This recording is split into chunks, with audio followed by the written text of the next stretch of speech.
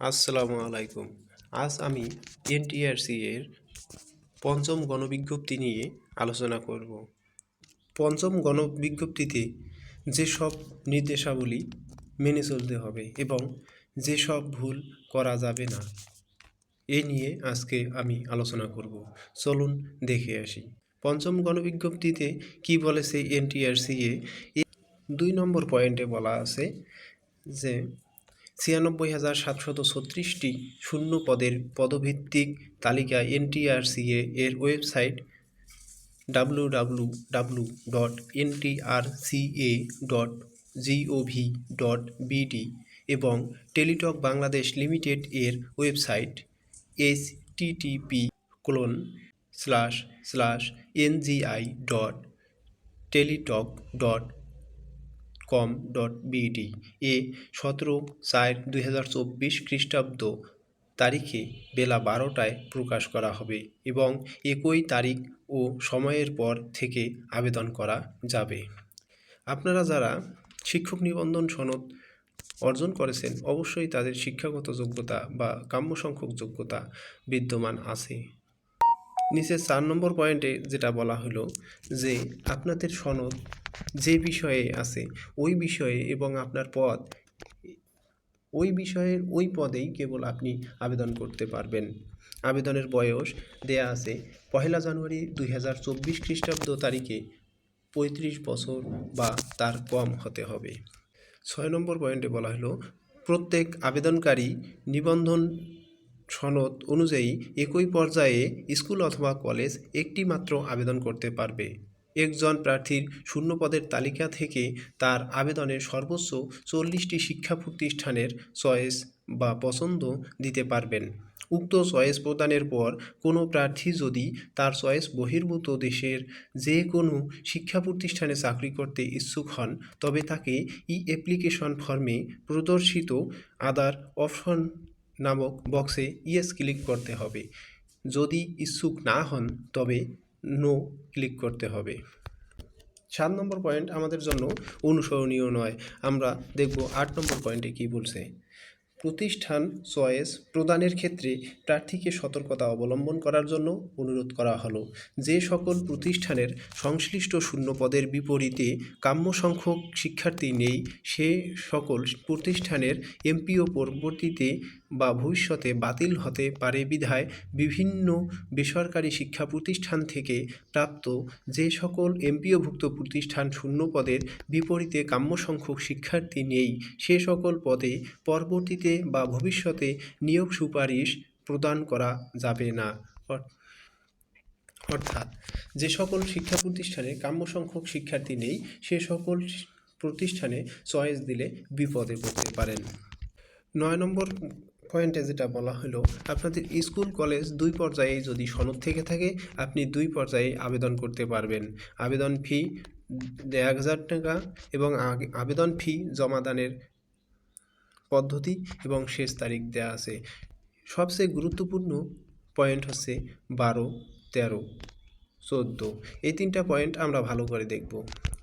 12 নং পয়েন্ট অনুযায়ী মাধ্যমিক ও উচ্চশিক্ষা বিভাগের স্মারক নং এত তাং 25/1/2024 খ্রিস্টাব্দ মূলে জারিকৃত পরিপত্রের 7 নং অনুচ্ছেদ মোতাবেক কর্মরত শিক্ষকদের অর্থাৎ এমপিওভুক্ত অথবা ইন্ডেক্সধারী সমপদে আবেদন করার সুযোগ নেই। অর্থাৎ যারা ইতিমধ্যে কোথাও সুপারিশপ্রাপ্ত হয়ে যোগদান করে ইন্ডেক্স পেয়েছেন, তারা আবেদন করতে পারবেন না। তবে স্কুল পর্যায়ে যদি কোনো নিবন্ধন সনদধারী এমপিওভুক্ত বা ইন্ডেক্সধারী প্রার্থী কলেজ পর্যায়ের শিক্ষক নিবন্ধন সনদ থাকে এবং তিনি যদি কলেজ পর্যায়ে এমপিওভুক্ত না হন, তবে তার শিক্ষক নিবন্ধন সনদে উল্লেখিত কলেজ পর্যায়ের পদে ও প্রতিষ্ঠানে আবেদন করতে পারবেন।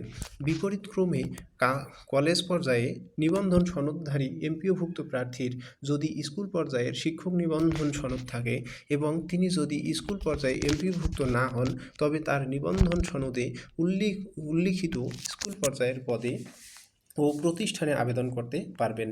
তবে আবেদনকৃত প্রতিষ্ঠানে নির্বাচিত হলে পূর্বের প্রতিষ্ঠানের সুপারিশ বাতিল বলে গণ্য হবে।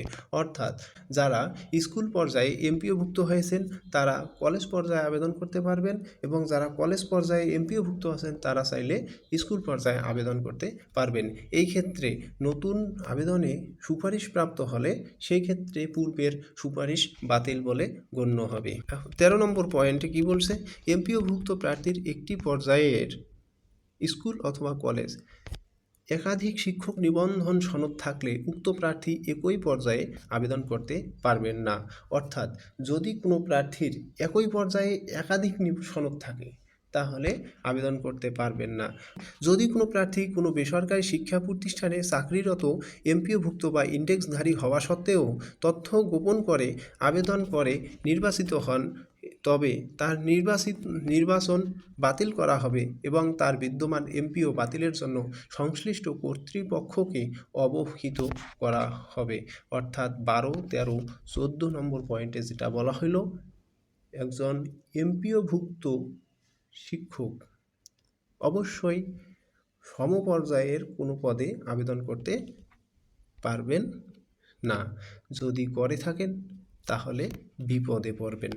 এই আপনারা আবেদন করার ক্ষেত্রে অবশ্যই 12, 13, 14 পয়েন্ট ভালো করে অনুসরণ করবেন। 16 নম্বর পয়েন্টে যেটা বলা হলো, মহিলা শিক্ষা প্রতিষ্ঠানের ক্ষেত্রে যদি সহকারী শিক্ষক শারীরিক শিক্ষা পদের জন্য শুধুমাত্র মহিলা প্রার্থী, তার 17 নম্বর পয়েন্টে যেটা বলা হলো, সহকারী শিক্ষক ধর্ম ও নৈতিক শিক্ষা পদে যদি কেহ আবেদন করে থাকে, আবেদনকারী অবশ্যই সে ধর্মের অনুসারী হতে হবে। 19তম পয়েন্টে যেটা বলা হলো, ফিমেল কোটা যেখানে প্রদর্শিত আছে সেখানে কেবল মহিলারাই আবেদন করতে পারবেন, পুরুষরা পারবেন না।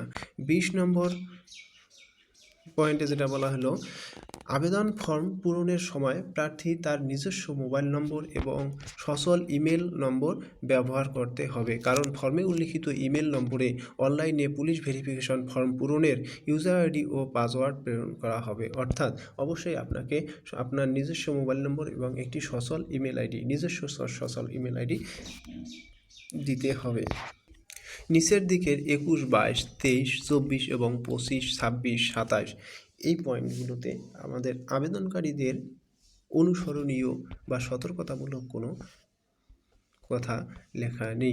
উপরের আলোচনা থেকে আমরা 8, 12, 13, 14, 16, 17, 19, 20 এই পয়েন্টগুলো ভালোভাবে অনুসরণ করে আবেদন করব, অন্যথায় আমাদের বড় মাশুল গুনতে হতে পারে।